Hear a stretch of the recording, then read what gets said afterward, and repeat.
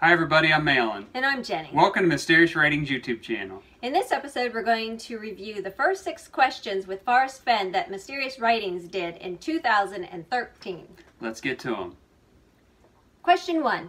I am sure you're aware the thrill of the chase has captured many hearts and ambitions of those who have read your book. Are you happy with the way the search for your hidden treasure is going? Do you have any regrets? Or more importantly, would you like to see anything different in the ways people are chasing the prize? It was fortunate that 2 writers, Irene Rawlings and Margie Goldsmith, liked my book enough to review it in national publications. Those stories gave it ignition. The hidden treasure story in the book provided enough propulsion to keep it in the public view long enough for word-of-mouth traffic to broaden its desire across America and beyond. I am more than pleased with the way it has been accepted. What I didn't expect was the number of people who immediately started searching maps and using Google Earth to locate their special spots. Many have read my book multiple times looking for additional clues or even hints that might assist them in the hunt. Question 2.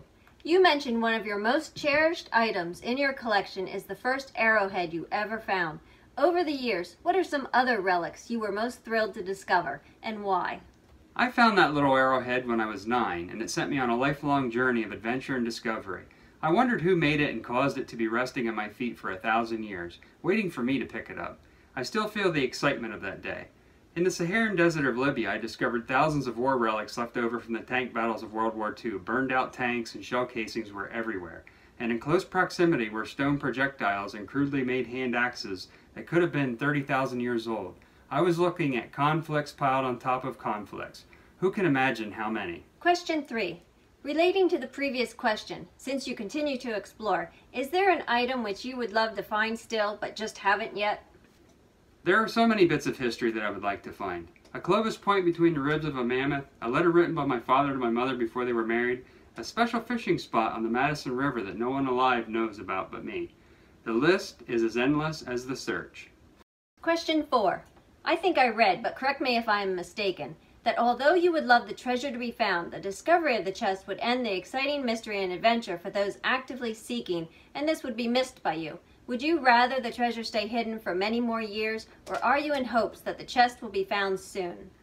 I am ambivalent about the treasure being found. When it is discovered, I hope it is by some deserving person who is emotionally involved and has been rewarded by the other mountain thrills that come with the chase. If it is not found for several hundred years, that would be fine with me. One thing is certain. When a person discovers that beautiful bronze chest and opens it for the first time and sees the bracelet with hundreds of rubies, emeralds, sapphires, and diamonds, and the 265 gold coins and hundreds of placer nuggets, he will be in awe. It is easy for me to predict the expression on his or their face. Question 5. From receiving feedback on hunters' ideas and methods about how to discover the location of the chest, do you feel confident your method in hiding the chest will eventually be understood and the chest be found? Please know I'm not asking for any specifics. My question is more like, do you still feel your poem will lead someone to the treasure?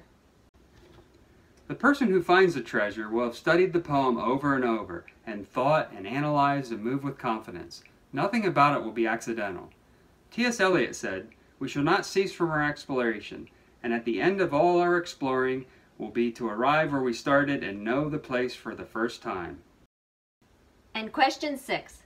After reading your book and sensing you have found a sincere peace and purpose in your life, but knowing others still struggle with this ultimate find, I wonder, what would your advice be to others for realizing the contentment it seems you now know? Do you feel the thrill of chase, not the hunt, is vital? There is an appropriate quote in the Devine biography by Seacrest. They never knew that it was the chase they sought and not the quarry. I see my memoir as being a story that was ordained by some unknown hand. It came to me at age 80 as though my entire life had been waiting for that moment. The bulk of the book was written in 6 weeks, and phrases that I had never thought of before suddenly appeared on my computer screen. I said in the foreword that the book wrote itself. I had written 7 books before this one, and it seemed that none of the lines crossed where they were supposed to, metaphorically speaking. I don't feel qualified to give advice, but a few ideas that I would like to say have guided me are: stay in your job only if you love it, get out in the mountains and turn a log over to see what's there, avoid those things that distract you from your self-esteem. The key word is contentment. If you can find it, everything else has already fallen into place. So there you have the 6 questions from 2013. I hope you enjoyed them. Subscribe, give us a thumbs up, and as always, see you next time. Right, see you next time, and thanks for watching. Thanks for watching. you.